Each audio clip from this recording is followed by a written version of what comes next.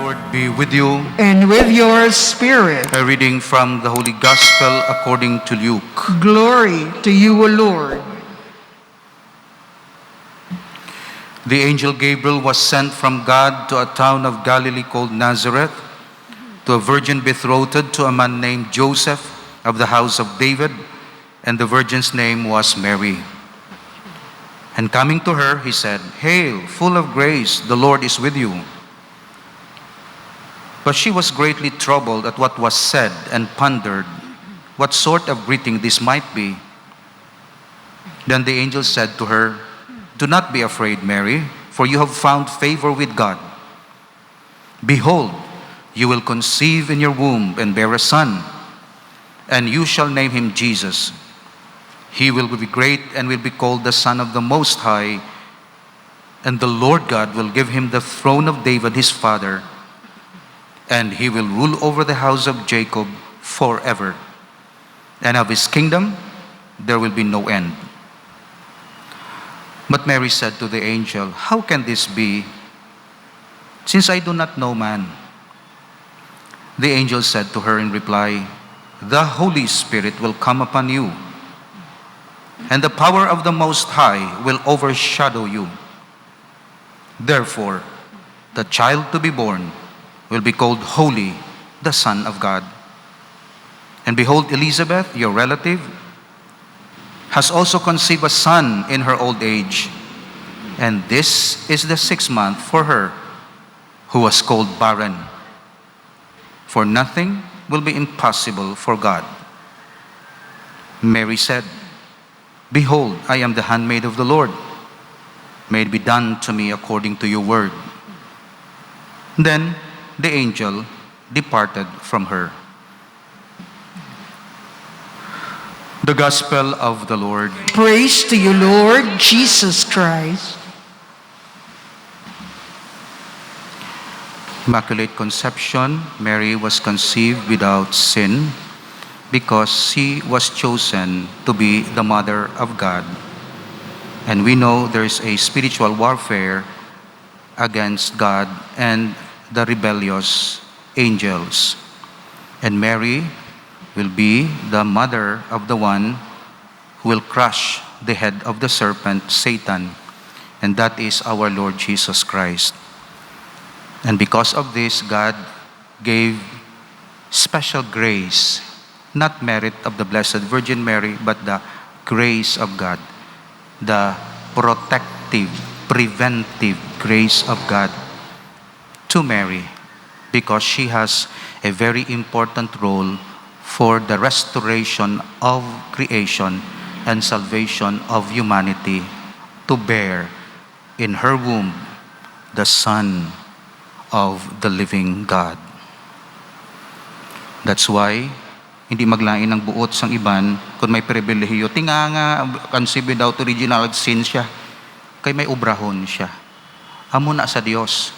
Tagaan niya ka sang privilege, tagaan niya ka sang grasya. Hindi nga mag-enjoy ka, kundi may obrahon ka. Sa aton sa kalibutan, may merito ka, may grasya ka, kay tihari ka mong ikaw tumasugo-sugo. Muna ang aton niya concept sang privilege. Kung privileged kaya, favorite ka, why ka obra? Gakobra ka, wala ka obra. Kay privilege ka. No, sa Dios, the Holy God, basta may paobra siya, may ihatag siya sa imo, may paobra siya sa imo. In fact, wala reason nga hatagan ka sang privilege kung wala ka man lang nagaobra sang imo duty. That's why may special privilege ang Blessed Mother, kay mangin Mother of God siya. Kag hindi lango-lango kay ang kontraya si Satanas. Di kung kontra mo si Satanas, anong weapon mo? Kundi kinahanglan, ang weapon ni Satanas sa imo, sin eh. Ang venom niya, ang poison niya, ang influensya. Basta may sin ka, may bait si Satanas sa imo, may power si Satanas sa imo. Pero kung wala ka sin, wala siya power. That's why si Mary, gin-preserve sa sin by the grace of God. Kahit di sa plano sang Dios, ang yabugto nga anak, ang Mesiyas, amo ang tugmok sang ulo ni Satanas, binbabon makontra sa kay Satanas. Pero ti paano matawang Mesiyas kung wala ang mahal nga Iloy? That's why the privilege was given to Mary for the sake of Jesus. Remember that. It's not given to her for her sake. It's for the sake of Jesus. And the privilege was given to her, privilege to be conceived without original sin, was given to her through Jesus by anticipation. May ginatawag kita reparative redemption kag preventive redemption. Sa aton niya reparative kay ang aton nga redemption matapos kita matawo, may sala kita, may original sin, pero i-repair kita paagi sa hugas sang bunyag. That's why nahugasan kita ya, mahigko kita, may hugasan kita sa bunyag, may redemption kita, pero gin-repair kita. Si Mary, kinanglan niya man redemption, pero hindi reparative, preventive redemption. Nga wala pa, natani, may attempt si Satanas, nga i-inject iya ang original sin, ang sala sa iya, pero gin-prevent siya sang Diyos. Preventive redemption, singular, siya lang. Tanan nga tao, reparative redemption ang apply sa ila. Pero may isa ka tao, singular, grace, to Mary lang, inang preventive redemption. And that is what we are celebrating today, the Immaculate Conception. So, hindi pwede ang piyesta sa Immaculada Conception nga hindi kita magbalik sa pag-examine sa aton kaugalingon sa sala. Kaya mo ini ang reason nga ang Immaculate Conception. Tungod, i-preserve kita o i-repair kita, i-redeem kita by reparation, reparative approach para sa aton redemption. Sa kumbento, may mga area dira nga higko, may area nga tinlo. Ti si ilan niya na daga paninlo, kabataan. Ti kung diriya sa sala, ti hapos tinluan. Ang si dito, medyo wala sa nagatiner dira, to grabe gid nga obrahanay. Diri sa bodega sa idalom higko. So kung magsulod ka da sa bodega, kag magtinlo, mahigkuan ka gid. Kay ti higko mo. Sa kabuhi naton, may mga different aspects. May mga aspeto sa kabuhi nga tama gid kahigko. Tanan higko man. Pero may higko gid politika. Higko gid ang politika. Wala ako ga-kondenar sang politiko. Wala ako ga-kondenar kay ilan niya kay nahigkuan siya. Ang akon gina-kondenar ang bodega nga higko. So don't misinterpret me nga kontra ko politiko. No. Ang akon is ang bodega higko. Gina-state nato nina. May sala, higko man na, pero gamay lang. Ang kusina, may higko gamay. Pero ang bodega, nga wala na tinuloy, tama gid ka higko. Si ilan niya, hindi ko gusto, magpabilin da nga higko. Dapat, tinluan niya lang kang maghalin. Pero wala gina-kondenar si ilan niya, nga nagatinlo, kundi ang bodega gina-state, nga higko ina, pangaman, andam, kay higko na dira. So amo na ang akon warning. Nga warning man sang Pope, nga warning man sang mga bishops. So pangaman, basta magpolitika kita, pangaman, kay hindi na matinlo. Tinga Father, tama ka higko. Bala nyo may duha ka cause ang sala, weakness and malice. Nga tawag ina culpa et dolo. Culpa, weakness, negligence, weakness.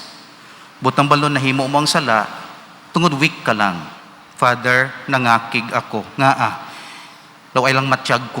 Hindi ako komportable. Minupusal ako. Naganoda. Okay. So ang sala mo, bunga sang changes sa imulawas. Kag nangakig ka. Tina-hurt mong tao. Father, na-hurt ko gid. Pero doon di ko makontrol kaugalingon ko. That is a sin, but caused by your weakness. And sometimes physical nga mga changes sa imulawas. Usually, amo ini ang mga sala sang ginikanan, mangakig sa bata. Hindi tungod hate nila ang bata, kundi gaugtas lang, weak lang. Hindi lang komportable sa iya subong sitwasyon. Kagamuman kita. In fact, may mga sexual sins nga hindi bunga sang dolo or malis, kundi sang weakness. Pero sin man gihapon. Pero caused by our weakness. That's why naghambal kita, Lord, give us strength in our weaknesses. Strengthen us para hindi kami kahimo sang sala.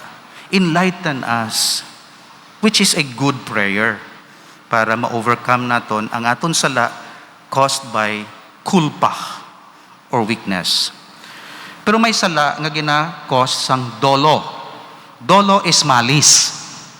Ang malis iyaya organized, ginplanuhan, gingastuhan, gin-arrange ang tanan-tanan. Patsyon mo'y na nga tawo ha? Hate ko na siya.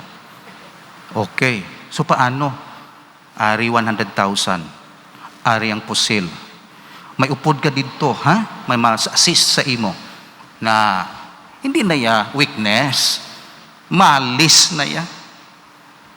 Kagamo ng pinakadako nga sala. Or sexual sin out of malice. Balan mo nga may asawa ka na. Sorry ha sa may example ko ha. Ito Immaculada Conception. May sawa ka na. Pero nag-attempt ka pagid. Ginteksan mo. Ginkuha mong number ya. Ginpangaluyagan mo. Gin-spend mong imusweldo para sa iya. Para ma-entice mo, ma-seduce mo. Makuha mo yung hoo. Kag, ginlibin mo gid. Bisa na may sawa ka. Is that weakness? Well, it's weakness initially. Pero hindi na siya yung weakness lang. It's dolo, it's malice. Well-planned, well-intentioned, well supported sa iban sa mga resources mo. Kag ibisan pa sa imo nga mga time kagano dira. That's why dira ako naghalin sa pagsiling nga ang political aspect is sinful because klaro na iya nga may mga sin dira, hindi tanan, nga organized. Hindi ka lang kasiling nga weakness. Ngay, weakness lang to, na weak ako. No, bisan ang butig dira, bisan ang ano dira, basta for the sake sang magdaog, pero magbutig. Malis gid iya. Wala ako nagasiling nga, wala ko yung malis, wala man ko yung weakness, may ara ko. Ginastate ko ang facts bilang leader ninyo, kag bilang pari, spokesperson, sa nga mo si, pangaman, andam. Andam. Hindi lang nga, wala bala, nga wala sa mind bala, nga ginaano. Be prudent, be wise, hindi emotional. Kaysa pagkamatuod, bilang Katoliko, hindi niya away sa administrasyon, oposisyon, o ano nga partido. Ga-elevate niya sa away sang good and bad. It's actually your choice. Our choice. So, pangaman. Lastly, ang aton pagtuo iya, nagasiling, nga kung may sala kita, kay ti reparative redemption naton, hindi preventive sa mahal nga Birhen. Para ma-repair naton ang weakness kag ang malis. Okay? Of course, kinahanglan absolution. Ang weakness iya, kung weakness lang, pangalawat. Kung mangalawat ka, patawad ng sala, kay ti weakness man lang. Father, nangaking ko sa bata ko kay ina nga, wala yung ginhipos, wala yung nangugas pinggan. Hindi ka mangalawat. Pangalawat, kung amo malang na ang sala mo, receive the Holy Communion because it's out of weakness. Go. Pero kung malis, bawal gid mangalawat. Kaya ginatawagin ang mortal sin. Ang mortal sin, malice-based. Venial sin, weakness-based. Now, ti ano ang imuon naton? Siyempre, para ma-overcome ta sala, una, may examination of conscience regularly.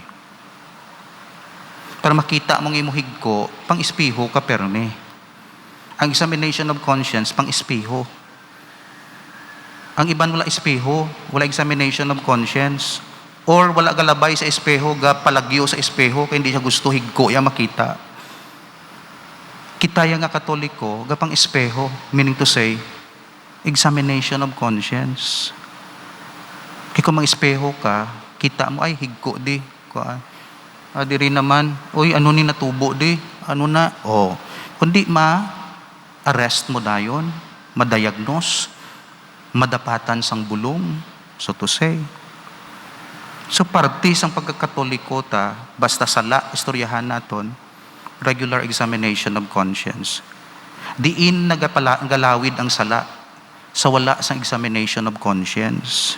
Ano okay lang? Okay lang na. So okay lang na nga may ano kasi tsura mo di, may mo na, okay lang na. Spiritually, okay lang may sala. Hindi okay. Kinanglan mo, ang gamay na da nga tagihawat sa plakadlo, makanser na. Sige hada. Di dapatan sang bulong na. Ang panit mo na nga may skin disease, abi mo, okay lang na, malapad na. Hindi bala pag itinlui perme, kag hindi pag-apply, hindi ka magkadto sa doktor. Malapad na. Amo man sa spiritual life, okay lang, gamay malang na, malapad na, ma-influence na sa imo. Kadto sa pari, spiritual doctor, kamangayo to sang spiritual nga absolution. Examination of conscience. Regular gid na. I suggest examination of conscience daily. Sa gabi, antes magtulog. Sa amin sang conscience. Love of God, love of neighbor. Ano, kag pangayuan kapatawaran. Kung amo nang ato ni mo, nag-grow kita. Nag-kampiyon kutista, kay ti na tanaw ta permi, so to say, kutis spiritual ha. Tanaw ta permi. Balaan naton, ay, nag-amo na ni, ay, ganun lang ko ni, Pero kung wala examination of conscience, kibot ka lang, laway na itsura mo spiritually. Amo nang kulang sa damo nga Katoliko. Wala sang regular examination. Balik nato ni na. Kung gusto mo gid iya mag-grow spiritually, kag may peace ikaw sa imo kabuhi. Siyempre, kung gamay lang, aplayida sa mga devotion, rosary, fasting, abstinence, or reconciliation sa imo neighbor, or correct mo, develop ka sang virtues. Kung dako na ya, nga balatian, go to confession, okay? Fasting and abstinence, okay? Surgery, so to say, kung kinanglanon din surgery. May mga Katoliko nga kinanglan sang spiritual surgery. Sunod, kung examine tang conscience, go to confession. Duha ka klaseng confession, direct and indirect. Direct confession, nga ginagamit sang Protestante, direkta sa Dios. Indirect confession through the ministry of the priest. Ang Katoliko, in ordinary situation, pwede lang makagamit sang indirect confession sa pari. In extraordinary situation, allowed sila magamit direct confession. Sa Protestante, ordinary and extraordinary, the same. Kaya dito sila diretso. Sa Katoliko, no. Extraordinary situation, direkta sa Diyos. But ordinary situation, paagi sa pari. Pero bilas ang kasal, ordinary situation, diri ka kapakasal sa simbahan. Extraordinary, pwede dito sa hospital kung extraordinary. Pero not every time, extraordinary. Kaya ang extraordinary, ginatawagan nga extraordinary. Hindi na all the time. Bunyag, ordinary nga sitwasyon naton. Diri ang bunyag sa chapel, diri. Pero pwede ka kabunyag kung tagumatayon ang bata. Allowed lang, legitimate ang bunyag mo kung tagumatayon, extraordinary, dito sa hospital, doktor kag nurse o ikaw mismo nga parents. That's why sa bunyag may ordinary, extraordinary means. Sa confession may ordinary, extraordinary means. Sang COVID time gid nga nasagsag to, wala gina-require ang Katoliko tanan nga mag-confess face to face. Nagambal lang, okay, pwede ka mo general absolution. Or, kung tagumatayo ng Katoliko, hindi available ang pari, go directly to God. Direct sa iya. Kaya gin-allow ina sang church. Pero kung nag-normalize na ang tanan, syempre, gina-appreciate ginaton, make use of, or take advantage of, the ordinary means of confession. Of course, ginahambal ko ni, ga-diagnose ako, pero may bulong. Butang balon, gahambal ako ni, pagkag may Miyerkules kita daya, nga face-to-face confession, kung gusto ninyo, duha kami ni Father Rex. 9 to 12 ina. Ti kung makonfesar mo, ti maano ka ihimo ka sang imo nga nga penitensya. Okay? May penitensya ka. Ang penitensya mo, participation mo ina sa reparation sang imo sin. Ara, si Jesus na ma-repair kay siya na iyan na iya kay ginako iya redemptor, kay redeemer. Pero siyempre ma-participate ikaw. Anong participation mo? Life of faith, generosity. Amo ng penance. Penance does not necessarily mean prayer. Kung isa ko ng sala mo, kung ako mumpisar ka sa akon, sample ko lang ha, huwag ko kapanugid sa kung sino na nga sala. Nangawat ka, tagaan ta ka penance to become more generous. Kaya ang sala mo sa pangawat, panguha, syempre, ang reparation mo sa paghatag. Na, pwede man na, hindi lang one Our Father, one Hail Mary. Na, balaan na namon, so to say, na-train kami dira. So, mga private nga mga paghatag sang penance. Okay? But do not compare notes, ha? Kaya mga kabataan sa First Communion, nya pila imo Our Father, 3, imo ya 5, ay damo imo sala. Amo nang ilay na istoryahan nila da. Hindi man necessary, hindi man naiya muna, okay? Kaysa fasting, depende kung ano ang inspiration sa pari. Kaya discernment nga makabulig sa penitent nga makaparticipate sa reparation sang iyang sin. Siyempre kung milyon ang kinawat mo, siyempre dako-dako man penance mo, kung milyon rawat mo, 1 Our Father, nya Father dugangi, nga may kalawaton pag ako to nga 1 million, duha na lang. Ay tunto ka na, joke man lang na. Pero gin-equate nila ang penance sa 1 Our Father. Hindi mo na. Okay? So, penance mo. And then pagkatapos ng penance, of course, satisfaction of penance na absolution. I-absolve ka na sang pari. Pero ang nag-absolve dira, hindi pari, kundi si Jesus through the priest.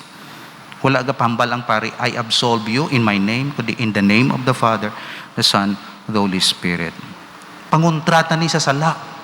Salamat, Ginoo. Kigintukod mong confession, may bulong. Diri sa kalibutan, may bulong sa makasasala. Confession. Absolution sang sin. May bulong. Hindi hopeless. Available. Confession. Go to confession. Direct, indirect, depende sa situation mo. Examination of conscience. Doing your penance. Si Mother Mary, of course, wala siya sang kumpisar, kay why siya sang sala. Pero kita iya nga nadagtaan sang sala, kay may sala nga personal. Amo nang bulong. May privilege siya, singular, may privilege man kita sa confession. Avail naton ina. That's my message sa sining Immaculate Conception. Okay? Mangin aware kita sa aton sala, pero hindi maging pessimistic. Kundi ma-focus man sa love of God. May nag-confessar, ga-focus sa sala. Desperado siya eh. Pero kung nag-confessar ikaw, ga-focus ka sa mercy of God. Tanawa bala, duha ka galinya. Isa galinya, focus lang siya sa laya. Isa galinya, sa laya panumdom, pero nagkadto siya to receive God's mercy. Iniya, wala iya sang mercy of God. Iya lang sala para makuha lang iya nga guilt mo lang na iya. Iniya God's mercy. Ining sakto. So ang focus actually God's mercy. Pero ma-receive mo ang mercy by confession. Damo grasya sang Dios. Generosity, sunshine, life. Mabaton mo na bisan sinner ka.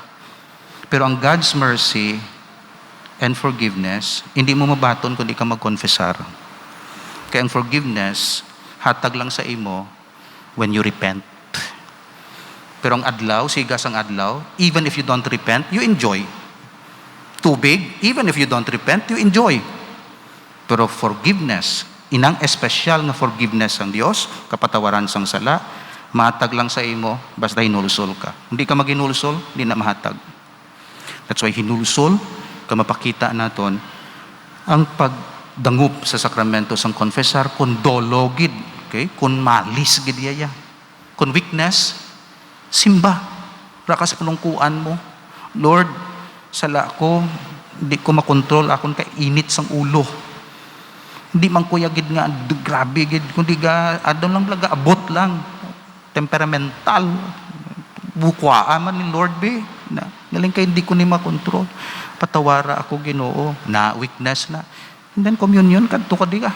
Ma-communion ka kay inang sala mo mapatawad by the mere fact na nag-receive ka sa Holy Communion. Venial sins can be forgiven by receiving the Holy Communion. Mortal sins? No. Bisan pila pa communion mo na, hindi nang patawad. Go to confession. Indirect, sa mga hindi pa pwede mag-confess, kay nahadlok pa. Indirect, direct to God. Indirect, sa na-normalize na ang sitwasyon, mag-confessar sa pari. So that's it. Immaculate Conception is about sin, conceived without original sin, and therefore focus kita. In summary, damo sala sa kalibutan. Ang pinakadamo nga aspeto, pangaman, politika, subong. But it does not condemnation, kundi pangaman. Hindi lang sa politika man, sa ibang nga aspeto, basta may malis. Kung may malis, hindi pagpabayi, kigadako na, go to the sacraments, especially the sacrament of confession. Have a regular examination of conscience. Go to confession. Do your participation in the satisfaction of penance together with Christ and the merits of the saints and the Blessed Mother. And then receive the absolution of God through the priest. Pasalamati ang Diyos, bangon sina, kaya hindi na kita pagsukton sa pihak ng kinabuhi, kaya na-confess na naton diri. Kag ma-free na kita sa guilt. And thank you, Lord, for this great sacrament of confession. For Mary, Immaculate Conception. For us, absolution, the sacrament of confession. Amen. Father, you saved Mary by her Immaculate Conception, and you save us and redeem us by absolution of our sins. You prepared the Virgin Mary to be the worthy mother of your Son. You let her share before in the salvation of Christ, the salvation of Christ would bring by his death, and kept her sinless from the first moment of her conception. Help us, by her prayers, to live in your presence without sin. This we ask through Christ our Lord. Amen.